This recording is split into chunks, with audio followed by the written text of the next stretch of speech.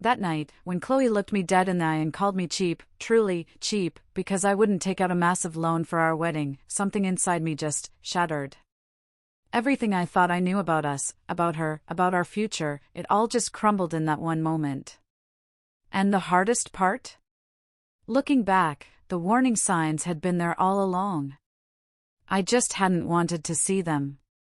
I was too wrapped up in the idea of what we could be to notice what we actually were.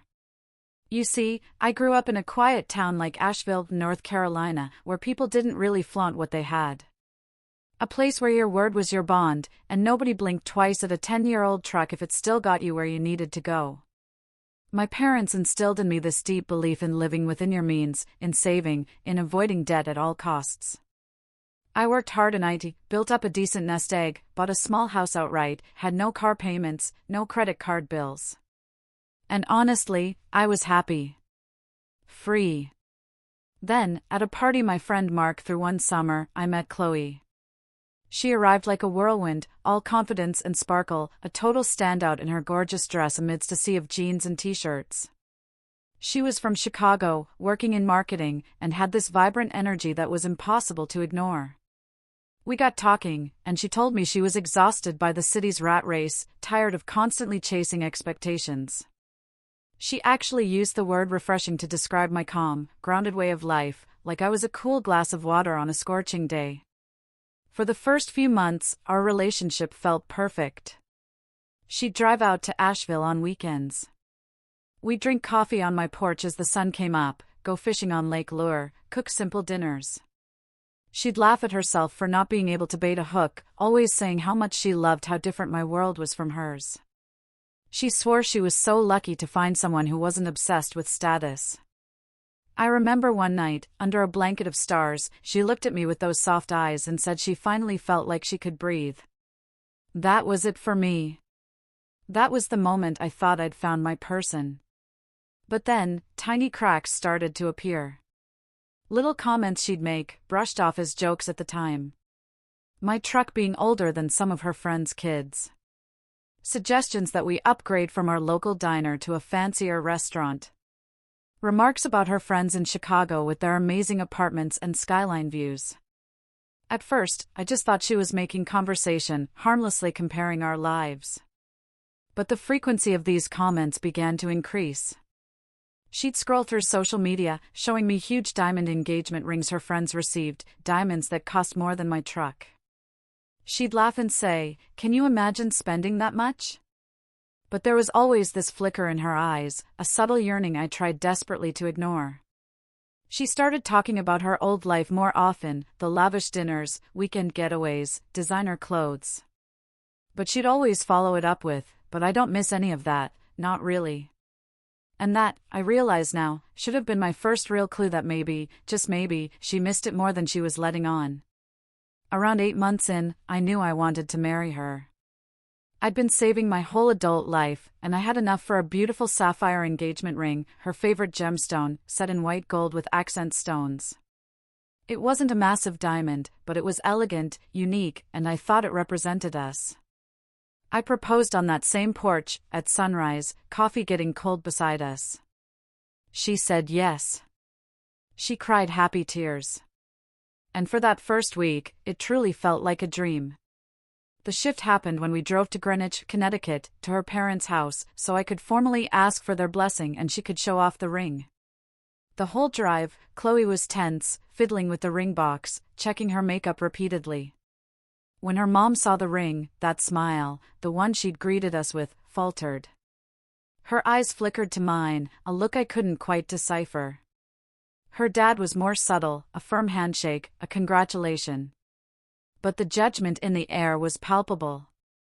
Chloe's mom made a comment about sapphires being interesting choices, in that overly enthusiastic tone people use when they're trying too hard to be polite about something they don't actually like. Chloe barely showed the ring to anyone else that day. She kept her hand in her lap, didn't post any photos online. The drive home was heavy with an uncomfortable silence. When I asked if everything was okay, she just smiled and said she was tired. But I saw her looking at that ring when she thought I wasn't watching, twisting it around her finger like she was trying to imagine it being something else entirely.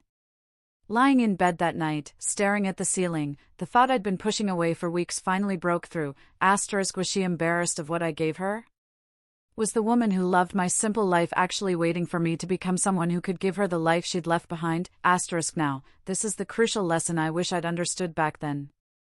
When someone tells you they've left behind a certain lifestyle, pay attention to how they say it. Chloe never said she disagreed with materialism or found it empty. She just said she was tired. That's not the same as changed. Tired means you want a break, not that your fundamental values have shifted. And her mom's comment about the interesting choice? That wasn't about the sapphire at all. That was about me not meeting their financial expectations. I was being evaluated like a business investment, and I'd just failed the first assessment.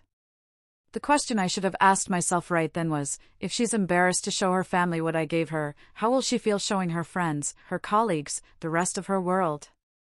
But I didn't ask. I was in love, and love, well, it has a way of making you ignore the obvious until it's far too late.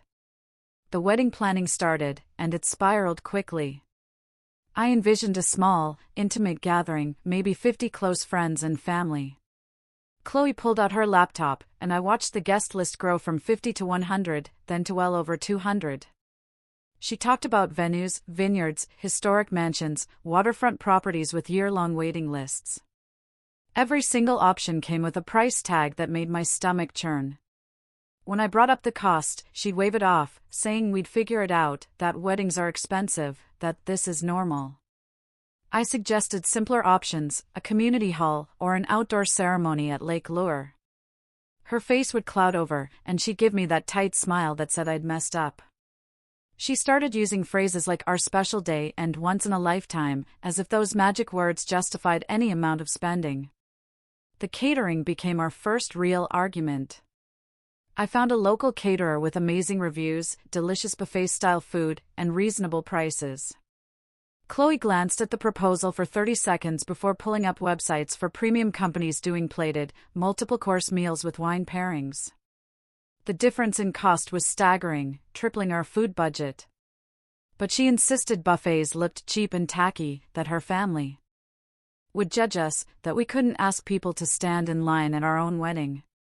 Every conversation about the wedding turned into a negotiation where I was the unreasonable one for wanting to stay within a budget, and she was simply trying to ensure we didn't embarrass ourselves.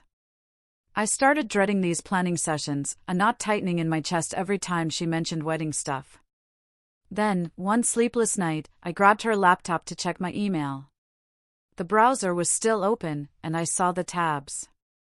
She'd been Googling how to upgrade an engagement ring, looking at diamond replacements, scrolling through before and after photos of rings with bigger center stones. I just sat there in the dark, staring at the screen, feeling something inside me crack. She had never said a word to me about being unhappy with the ring. But here was the proof she'd been thinking about it, probably since the day I proposed. I closed the laptop, lay back down, and all those little moments flashed through my mind, her angling her hand away in photos, keeping it in her pocket at family gatherings.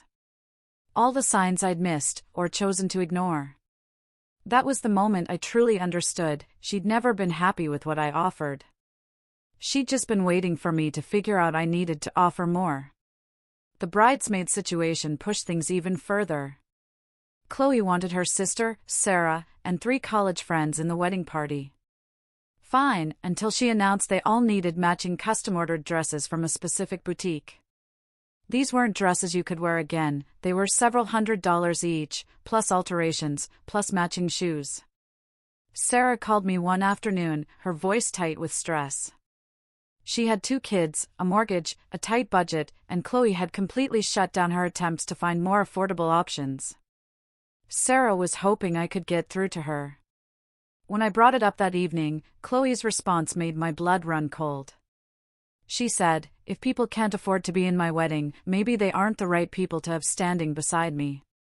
She added that real friends would find a way to make it work, and this was her one chance to have everything perfect, so she wasn't going to compromise because other people had financial problems. I looked at the woman across from me, and I genuinely didn't recognize her. This wasn't the person who'd talked about how exhausting it was to keep up with expectations. This was someone now creating those exact expectations for everyone around her. The breaking point came when she started talking about her bachelorette party. Her friends wanted a weekend in Palm Beach, Florida, clubs, beaches, bottle service. And they expected all the bridesmaids to chip in for Chloe's expenses on top of their own. Flights, hotels, party packages, easily over $1,000 per person. Sarah called me again, practically in tears, saying she couldn't afford it, but Chloe was making her feel guilty, posting things in the bridesmaid group chat about sisterhood and how hurt she was that not everyone was as excited. I finally sat Chloe down. I told her we needed a serious conversation about money, about expectations, about what we could actually afford versus what she wanted. That's when she brought up the loan. She'd already researched it, calculated how much we could borrow based on my income, and presented it like it was the obvious solution. Everyone takes out loans for their weddings, she said. We'll pay it back over time. The monthly payments won't be that bad if we just adjust our lifestyle a little bit. I felt the walls closing in, backed into a corner. I told her no. Told her I wouldn't start our marriage buried in debt for one single day. Wouldn't sacrifice our future for a party. That's when she called me cheap. She said I was selfish and small-minded. Asked if I even loved her, because if I did, I'd want to give her the wedding she deserved. She said I was embarrassing her in front of her family, that everyone could see I wasn't willing to provide for her, that maybe she'd made a mistake thinking I was the kind of man who could make her happy. Those words just hung in the air. That's when I knew, this wasn't about a wedding anymore. This was about who we fundamentally were as people, and we were not the same. What's the biggest financial mistake you've ever almost made for someone else?